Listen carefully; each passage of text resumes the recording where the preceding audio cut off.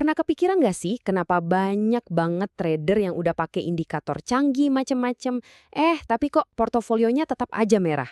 Nah, hari ini kita bakal bongkar pertanyaan yang mungkin sering banget menghantui pikiran Anda. Yuk kita mulai. Anda ngerasa kayak gini juga nggak? Udah belajar teknikal, udah coba segala macam indikator, tapi kok kayaknya hasil akhirnya sering banget meleset dari harapan? Tenang, Anda nggak sendirian kok. Ini frustrasi yang umum banget dialami sama para trader. Dan bisa jadi ini dia jawaban yang cukup mengejutkan.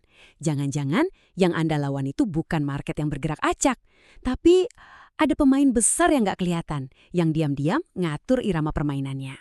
Oke, biar paham, kita harus tahu dulu kalau ada 3 kacamata utama buat ngelihat pasar saham. 3 dunia analisis yang beda banget. Dan yang ketiga ini, nah ini nih, yang sering jadi rahasia dapurnya para pemain kakap. Yang pertama, mungkin udah pada familiar ya, ada analisis teknikal, ini soal grafik. Terus ada analisis fundamental, ini soal bisnisnya.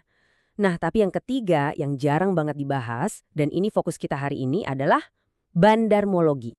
Oke, ayo kita bedah satu-satu ya. Kita mulai dari yang paling populer dulu di kalangan trader harian, analisis teknikal. Gampangnya gini, teknikal itu adalah cara membaca pola dari data masa lalu. Jadi, trader itu pakai alat-alat kayak RSI, Moving Average, MACD. Tujuannya cuma satu, coba nebak harga ini mau lari kemana selanjutnya. Nah, analogi yang paling pas itu kayak gini nih. Bayangin Anda lagi di pantai. Anda lihat ada jejak kaki di pasir. Dari jejak itu, Anda coba tebak, wah ini orangnya jalan kemana ya? Nah, poin kuncinya di sini. Yang Anda lihat itu cuma akibatnya doang, jejaknya doang, bukan penyebabnya. Sekarang kita ganti kacamata. Kita pindah ke dunia yang kedua, yang pendekatannya beda total. Namanya analisis fundamental. Kalau teknikal tadi fokusnya ke grafik.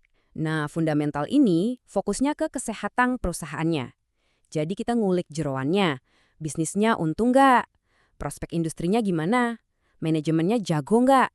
Intinya, kita cari tahu nilai asli dari bisnis itu. Analoginya juga keren nih. Fundamental itu ibarat kita nilai mobil dari mesinnya, dari kualitas rangkanya, bukan cuma lihat seberapa kencang dia lari di jalanan hari ini. Jadi, yang dilihat itu kualitas mesinnya, yaitu kesehatan perusahaannya. Karena percaya kalau mobil bagus, ya pada akhirnya bakal menang di jangka panjang.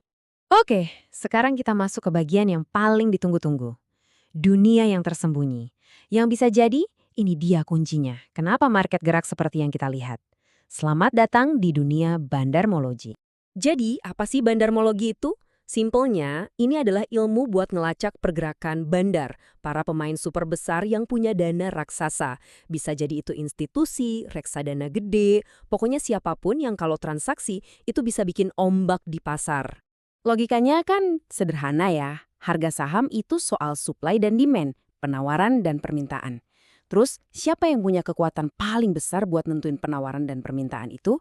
Ya, jelas mereka yang dompetnya paling tebal. Nah, ini dia momen ahanya. Perbedaan paling dasarnya tuh di sini. Kalau analisis teknikal itu ibaratnya cuma baca jejak kaki, maka bandarmologi itu kita bisa lihat siapa yang lagi jalan. Ini benar-benar ngubah cara kita mandang pasar loh. Yuk, sekarang kita adu langsung, biar kelihatan jelas kenapa apa yang dilihat trader retail itu seringkali beda banget sama apa yang sebenarnya terjadi di belakang layar. Coba perhatiin tabel ini.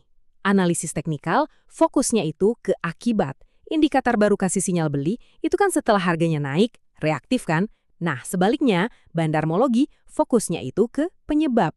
Dia coba ngintip siapa yang lagi borong saham sebelum harganya terbang. Makanya, teknikal itu reaktif, sementara bandarmologi itu proaktif. Nah ini nih dinamika permainan yang sering banget terjadi. Trader retail yang patokannya indikator, semangat beli pas sinyal buy muncul. Padahal seringnya sinyal itu sengaja diciptain sama bandar buat naikin harga biar mereka bisa jualan ke retail. Sebaliknya, pas harga dijatuhin, retail panik jual rugi, bandar malah tenang, malah borong saham di harga murah.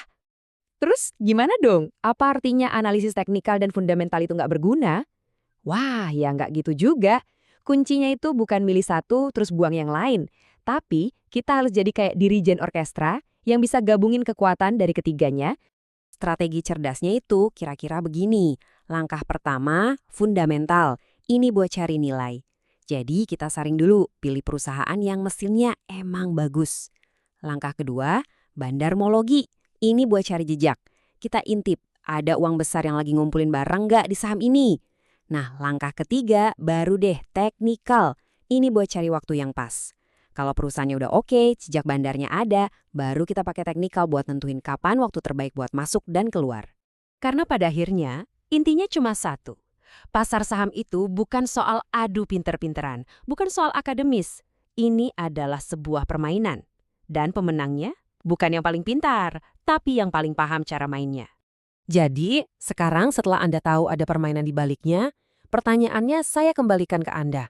Anda mau milih jadi pemain yang seperti apa? Apakah mau terus jadi pembaca jejak kaki yang reaktif?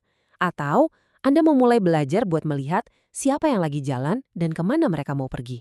Pilihan ada di tangan Anda.